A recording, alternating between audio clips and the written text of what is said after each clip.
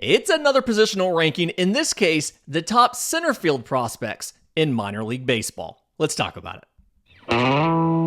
You are Locked On MLB Prospects, part of the Locked On Podcast Network, your team every day.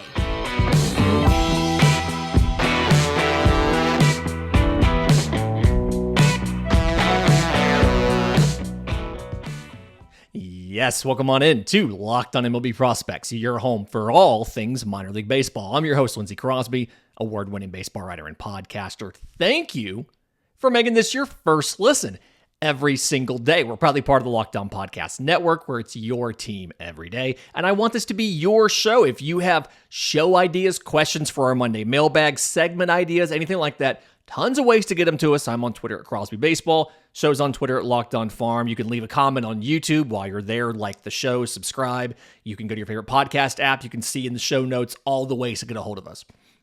So, looking at the top Centerfield prospects in baseball, the first question you get to, I've got it over here on the rundown for those of you on YouTube, is Jackson Chourio versus Dylan Crews. And for a lot of people, they're probably thinking this isn't much of an argument, but if I'm making a top 5 for prospects, Jackson Holliday, Jackson Chourio are 1 and 2. Dylan Crews is probably in that top 5 right now. And so this is a top 5 matchup between Jackson Chourio and Dylan Crews. And each of these guys have different things that they do well. And each of these guys have different things, different weaknesses and struggles to their game. So Jackson Chourio first, because one, he's been a major leaguer for longer, but what he's done in the minor leagues, I think there's a lot of the context that we sometimes forget when we look at a lot of Jackson Chourio's statistics and his production, is we forget his age. He's 19 years old. He won't be 20 until next March. So as a teenager, he spent almost the entire year in Double-A Biloxi and then made it for a week, literally a week, to Triple-A Nashville at the end of the year at age 19. It's a little bit absurd. To recap here, 128 games between Double-A and Triple-A, and again, almost entirely in Double-A. 283, 338, 467. 22 home runs, 51 extra base hits for Jackson Chourio, 43 walks to 104 strikeouts, and 44 of 53 on stolen bases. Now, there's a couple things, context, that you need for Jackson Chourio's slash line and production this season. The first one, we've given that. 19 years old. He did all of this at age 19. It is, I'm not going to say unprecedented. We've seen players this young make it to the majors. Andrew Jones debuted at age 19 for Atlanta in the World Series too. But what he did is even more impressive in the context of he is 19 years old and he's doing all of this in full season baseball. Now, the more context that you need for Jackson Chourio is talking about the offensive environment he played in. And typically this is a park factors conversation, right? This is talking about, okay, so Biloxi's park is a little bit below neutral, slanted towards pitchers a bit when it comes to runs, scoring runs. But for hitters, it's a little bit slanted towards home runs. And the Southern League as a whole has some pretty extreme parks. Double-A Mississippi for the Braves is incredibly unfriendly to hitters. It's one of the worst parks to hit for power in all of minor league baseball. But the Double-A Southern League, as we've talked about a ton on this show, also had the tacky baseball, right? So Jackson Chourio's season can be divided into 2 separate halves. And you look at that first half of the season, it's like a 19.6% strikeout rate.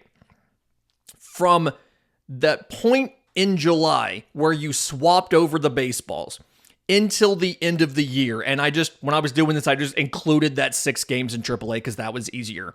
Jackson Chourio's line improved in every single aspect, okay?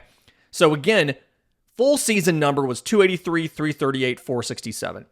From the ball changeover on through the end of the year when he was using the major league ball for the rest of the time, because AA Southern League had that and AAA has the major league ball. Jasson Chourio goes 324, 379, 538, 11 home runs. So half of his home runs come in those 57 games, 26 extra base hits, 21 walks to only 35 strikeouts, and 21 of 27 on stolen bases. His strikeout rate drops to about 13% in change. And I think in their write-up, Baseball America had that higher, had that like 14%. Our math's a little bit different. Again, that may have been because I grouped in those 6 games in AAA. I don't know. But the point is, significantly better offensively from the midpoint of the summer on through the end of the year. And obviously, he's 19 years old. There's a lot of different things that this could be. The ball's probably part of that. Some of that is him adjusting to a full year in baseball and making the types of adjustments that you make midseason. Some of that could be he's a 19-year-old. I mean, there's a lot of different things that can explain that. But the point is, Jasson Chourio had an amazing second half of the year. And when you look at what he does, speed is easily 70 grade. Defense is plus in center field. He's going to stick in center field for a while. He probably will eventually kick out to a corner, but it's going to take a lot longer than it feels like a lot of players, because he doesn't have that incredibly large muscular frame that's going to deteriorate rapidly. When he does kick out to a corner, it is going to be left field, because if there is a weakness on Jasson Chourio's game that you want to critique, it's that his arm is not very good as far as strength. As an amateur, he had an elbow issue when he first got into full season ball. They were protecting it. They wouldn't let him throw home. They made him kick the cutoff guy even when he didn't need to, etc. Wouldn't really let him unleash it. And he still kind of hasn't gotten back all of that arm strength. And the arm is probably fringy to average, but everything else, great.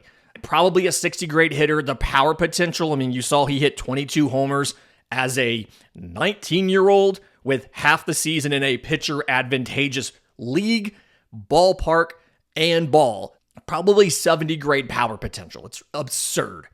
Again, if you're going to critique anything, it's going to be the arm. Now, Dylan Crews, we have a much smaller professional sample size, but we do have high-level performance samples from watching him in the SEC. Was drafted, obviously, number 2 overall by Washington. Got 35 games in, making it all the way to AA Harrisburg. So he got like 1 game in rookie ball, 14 games in single A, and then 20 games in AA Harrisburg. In that sample, in those 35 games, 292, 377, 467, 5 home runs, 14 extra base hits for Dylan Crews, 14 walks to 38 strikeouts, again in 35 games, and 4 of 10 on stolen bases. I do think the stolen base issue, I do think that is he's a plus runner. I think some of that is just him understanding the timing and the moves and everything in professional baseball. The clock is different in the minors than it was in college, learning to read the pitchers and probably better pickoff moves, and he's used to seeing things like that. I think that's more of it, more so than he's not a good runner, because he proved to be fine at that in college. He wasn't exceptional. He never broke 10 steals in a season outside of his freshman year, but it's something where I don't expect him to be that unsuccessful going forward. Again, 4 of 10. I just don't necessarily think it's a huge part of his game, despite having the speed and everything. He's just never really focused on that. Offensively, I think the reason you've got Crews behind Chourio comes back to he's probably a little bit of a lower power ceiling as of now over Jasson Chourio. I think his hit tool is probably going to be better. It feels like he's very much a higher on base, driving the ball into the gap for plenty of doubles, taking extra bases, hitting plenty of home runs, but not necessarily like the potential of what a Jasson Chourio could be. And if I'm having to place them, I'm putting Crews behind Chourio. And 1 is the power ceiling I don't think is as high. And then 2, you're also looking at, you haven't necessarily seen him do it in the minors like you've seen Chourio do it. It's hard to put Crews ahead of Chourio when Chourio's done it and Cruz has not. There was questions about how much swing and miss he was going to have. I watched a series against Auburn where Dylan Cruz got on in all 3 games. I think he only had 1 hit though, maybe 2 hits, because he had swing and miss. He'd get punched out with different stuff. And so one of his worst series of the season. Obviously, I saw the worst sample, but I've seen some of those swing and miss concerns. You saw it a little bit in the zone in his debut in the minors, and I think some of that too is adjusting to professional baseball and the different quality of the pitchers. In just a minute, 2 young guys who both got samples in the majors this year, and their seasons ended dramatically different. Let's talk about Evan Carter and Pete Crow-Armstrong. We'll do that next right here on Locked On MLB Prospects.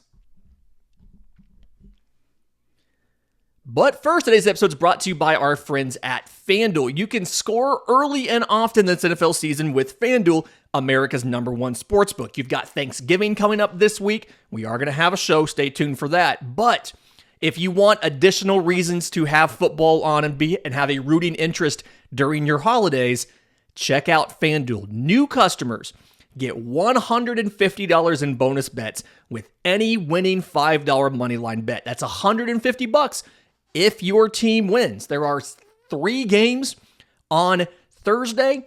It would be fun to sit down with the family before the game start, try to talk about who you think's going to win, play some things, and give your family something to cheer on during the evening. If you've been thinking about joining FanDuel, no better time to get in on the action. You can check out all kinds of different betting options from a super easy to use app. They've got spreads, they've got player props, they've got over-unders, all kind of stuff like that. So visit FanDuel.com/lockedon to kick off the NFL season with FanDuel, an official partner of the NFL. Welcome back to Locked On MLB Prospects, segment 2 of our top Centerfield prospects in baseball ranking here. Do want to give you guys a quick heads up. This show and a bunch of other national shows are on Locked On Sports Today. We've launched the first ever national sports 24/7 streaming channel on YouTube. So Locked On Sports Today, it's here for you 24/7, covering the top sports stories of the day with the local experts of Locked On, plus our national shows like this one covering every single league. So go to Locked On Sports Today on YouTube and subscribe to the first ever national sports 24/7 streaming channel.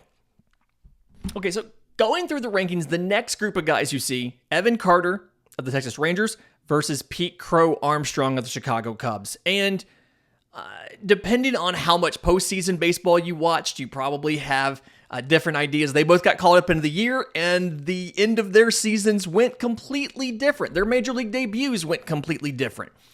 Evan Carter obviously goes all the way to the World Series, where he plays a part in just about every single round as the Texas Rangers go on to win the World Series. What a debut at age 20 for Evan Carter. So, a reminder here, had some injury issues, and so only got 97 games in Double-A Frisco and 8 games in Triple-A Round Rock this year. But in those 108 minor league games for Evan Carter, 288, 413, 450, hit 13 home runs, had 36 extra base hits, 81 walks. They call him full count Carter for a reason, but 111 strikeouts, and went 26 of 37 on stolen bases, which is actually funny because he went 26 of 38 in 2022 in high A Hickory. Just think it's funny how that went alike in similar years. Gets to the majors, 23 games in the regular season. Goes 19 for 62, hits 5 home runs, has 10 extra base hits. This is all in 23 games. 12 walks to 24 strikeouts, 3 for 3 on stolen bases. It's a slash line of 307, 413, 645. A little bit absurd, playing mostly left field. They had Leody Taveras in center. They had Adolis Garcia in right. We had a show a couple weeks ago talking about steamer projections and where these guys were going to play, and we talked about Langford and Carter and all of that. But just found it really interesting to figure out what was going to happen in the postseason for Evan Carter. He goes 18 of 60 with a home run and 10 extra base hits, 10 walks to 19 strikeouts, 3 for 3 on stolen bases. So slash line of 300, 417, 500 in the postseason.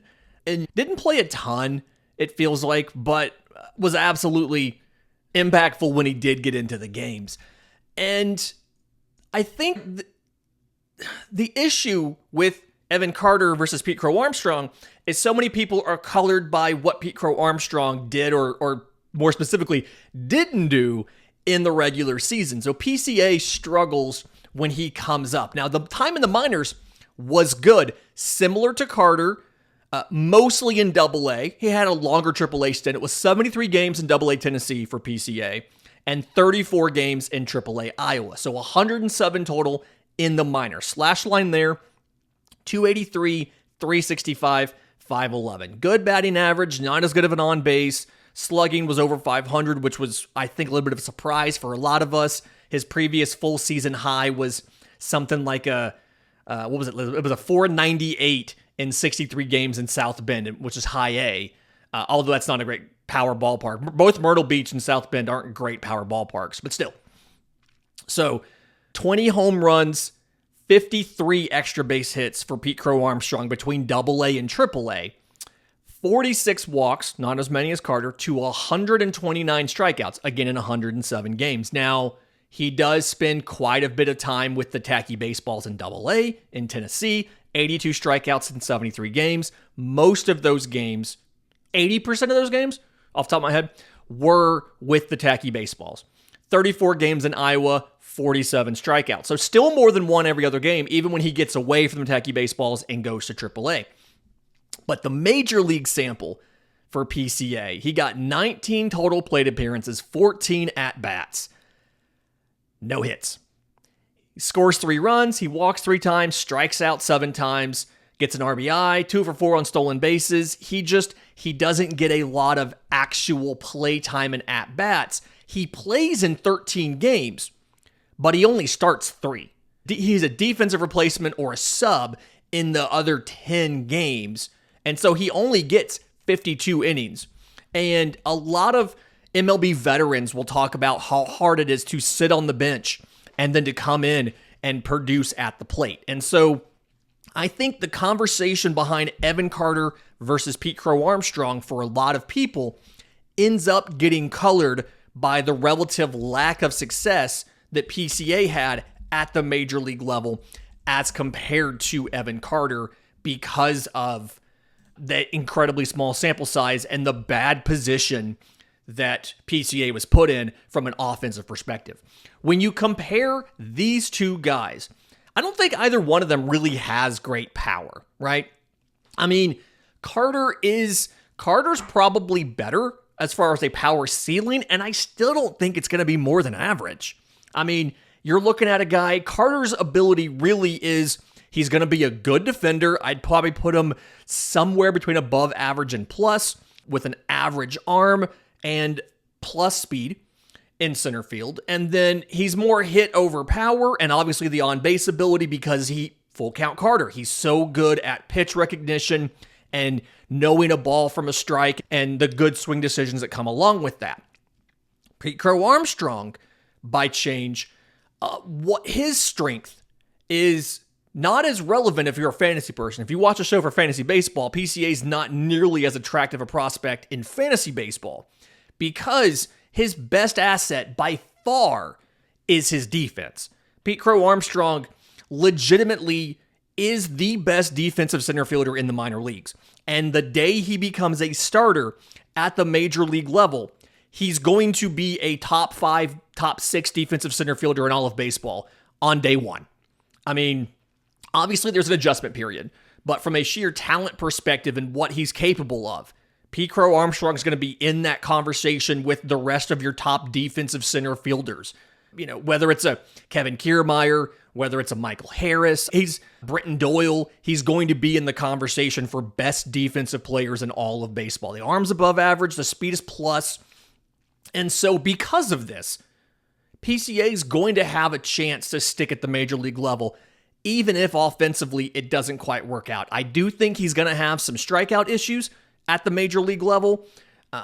And honestly, If Cody Bellinger wasn't a free agent, I could see a scenario where Chicago kept Pete Crow-Armstrong in the minors for a little bit longer in AAA to give him a better chance offensively to be ready before they call him up and have him start every day. But with Cody Bellinger a free agent and probably leaving Chicago, they're going to have to call PCA up, and he's probably going to start the year as the starting center fielder. Now, if I'm putting Evan Carter above PCA, which right now I am, despite them being very close, they're still both top 15 prospects. It's not like one's 100 and one of them's top 20. They're both top 15 prospects. It's tiny fractions of a percent better than the other. But if I had to pick, it's something where Evan Carter, definitely more valuable in fantasy, but I think that his power ceiling's a little bit better, and he's obviously better adjusted to the major leagues because he had an opportunity to adjust,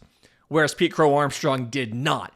In a year, this could look completely different, right? This could be something where PCA's up, he's raking, he's hitting perfectly fine. We'll have to reevaluate this in a year or so.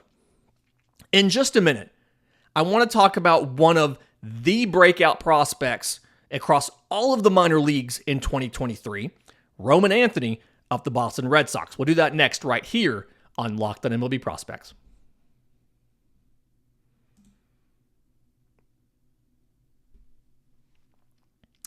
Welcome back to Locked On MLB Prospects, final segment of our Centerfield ranking show, and let's talk Roman Anthony.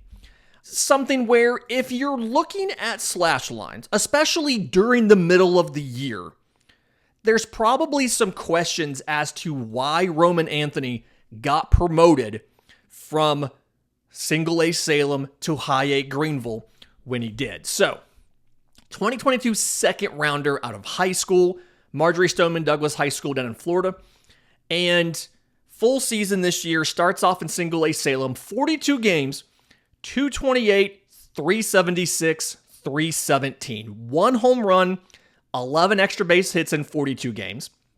Not great. 38 walks to 38 strikeouts. Okay, much better. 11 to 17 on stolen bases. Red Sox officials saw past a lot of these issues and promoted him anyway.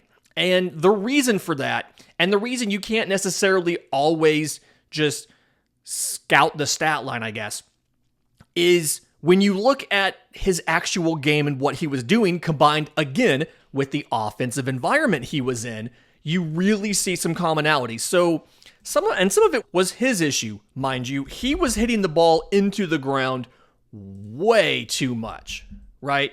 Just an absolute way too many ground balls. But the underlying exit velocities were good. The swing decisions were good. His left-handed swing, it was already a good swing when he got drafted. Boston made it even better. It is an absolutely beautiful lefty swing. It is probably one of the stereotypes of what you want a swing to be. He's got free and loose hands. His arm is slightly bent. You don't have an arm bar, but he has quality contact, keeps the bat speed, follow through. It's a gorgeous swing.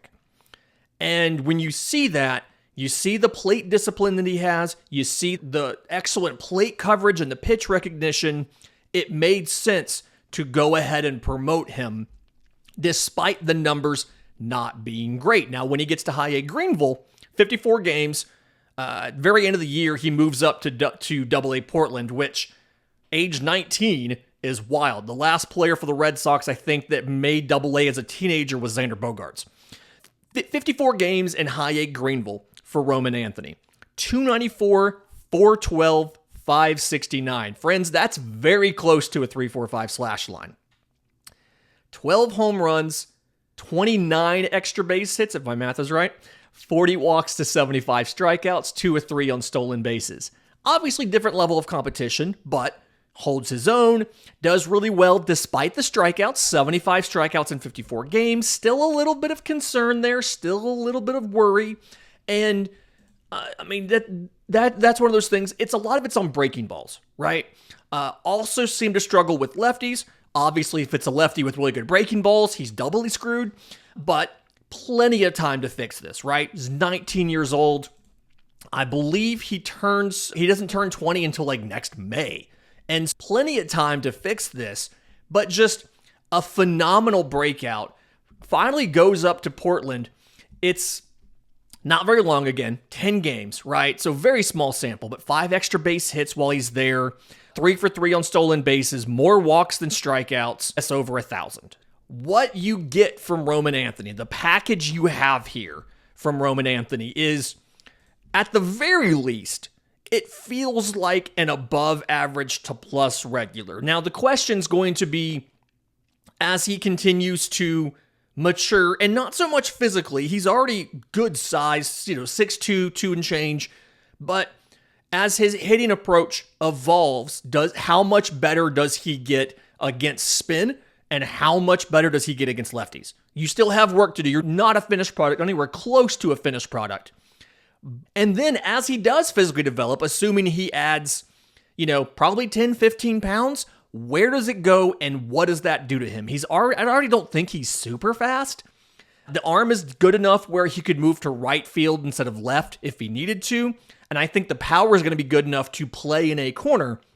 The question is, what is the ceiling on the hit tool and what does his speed do?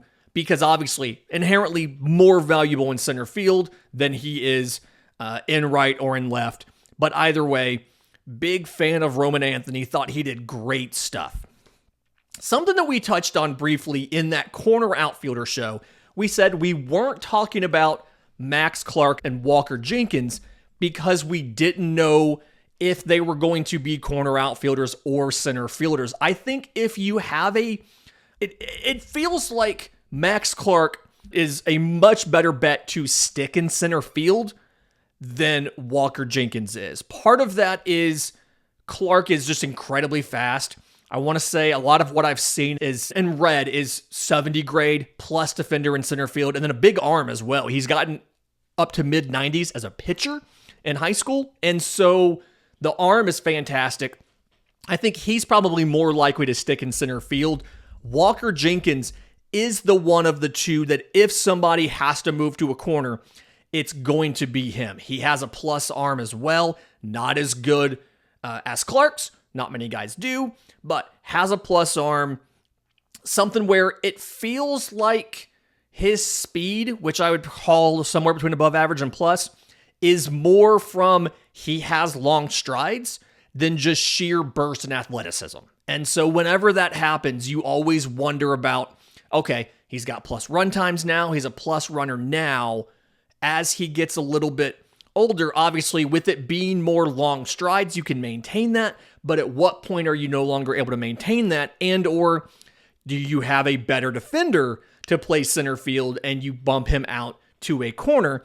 Again, you could bump him to right field because the arm is good. I do think power-wise, Walker Jenkins is going to have more power than Max Clark, or at least the scouting reports from draft time and from their little bit of gameplay after the draft says that Walker Jenkins is probably better power than Max Clark. Walker Jenkins feels like if everything clicks right, he could be a 30, 35 home run guy, whereas Clark feels like the contact is the bigger part of his game, contact and speed versus just the sheer power.